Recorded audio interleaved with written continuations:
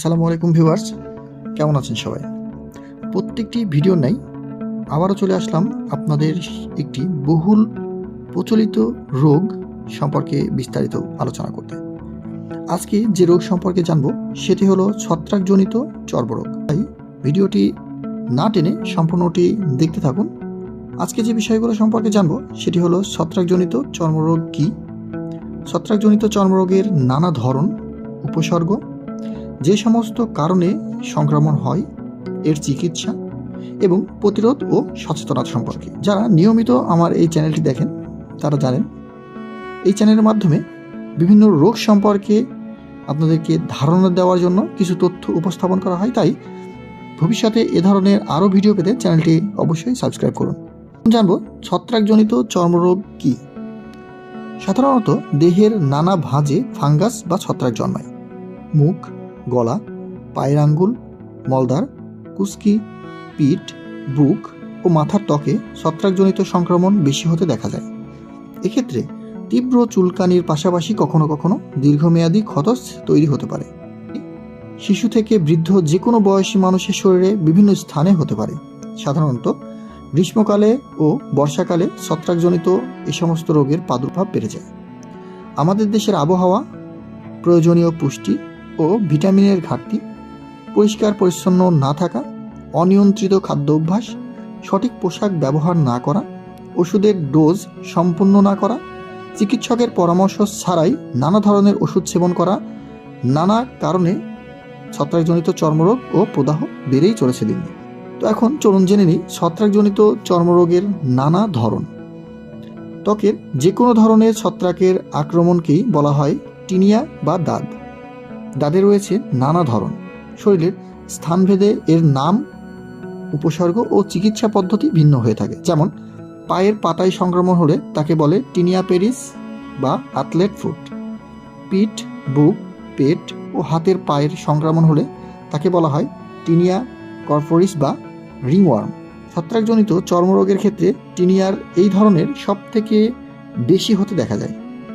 এছাড়াও কুস্কির দাঁতকে বলা হয় টিনিয়া ক্রুসিস, নখের দাঁতকে বলা হয় টিনিয়া আঙ্গুয়াম, মাথার ত্বকের দাঁত হলে টিনিয়া ক্যাপাইটিস। চলুন এখন জেনে নিই এই ছত্রাকজনিত রোগের উপসর্গগুলো কি কি। প্রথমত, দাঁত হলে প্রচণ্ড চুলকানি হবে। চুলকালে কষ বের হবে। আক্রান্ত স্থানের চামড়ার ওপর গোলাকার চাকার মতো ক্ষত তৈরি হবে। ধীরে ধীরে চাকার পরিধি বাড়তে থাকবে। ক্ষতস্থানের চামড়া খুশকির মতো সাদা হয়ে যাবে। আক্রান্ত অংশে পানি বা পুঁজ ভর্তির দানা দেখা দেয়। নখে হলে নখ ভঙ্গুর ও অস্বচ্ছ হয়ে যায়।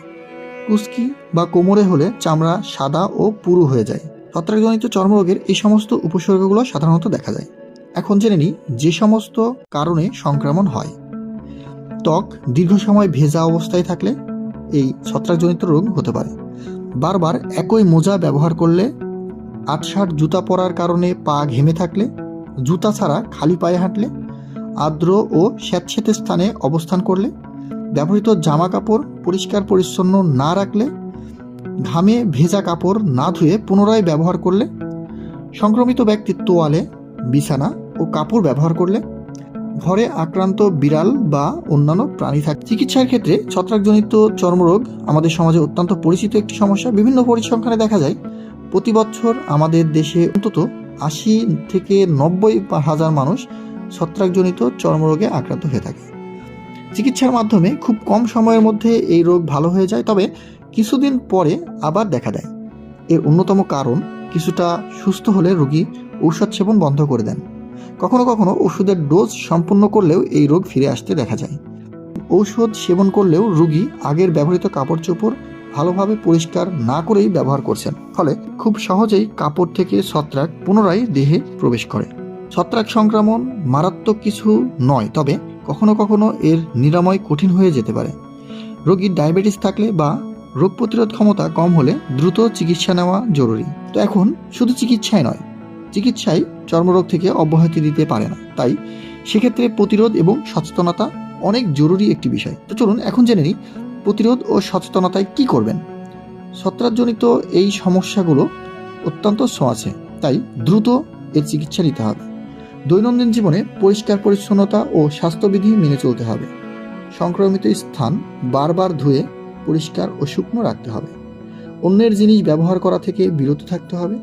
আক্রান্ত স্থান স্পর্শ করলে সাবান ও পানি দিয়ে হাত ধুয়ে নিতে হবে। খালি পায়ে হাঁটা থেকে বিরত থাকতে হবে। ঘেমে গেলে দ্রুত পোশাক পরিবর্তন করতে হবে। প্রতিদিন গোসল করতে হবে। রাস্তায় নোংরা পানি গায়ে বা পায়ে লাগলে দ্রুত ধুয়ে ফেলতে হবে। ত্বকের ভাঁজগুলো সবসময় শুকনো রাখার চেষ্টা করতে হবে। সহজেই বাতাস চলাচল করতে পারে এমন জুতা পরতে হবে।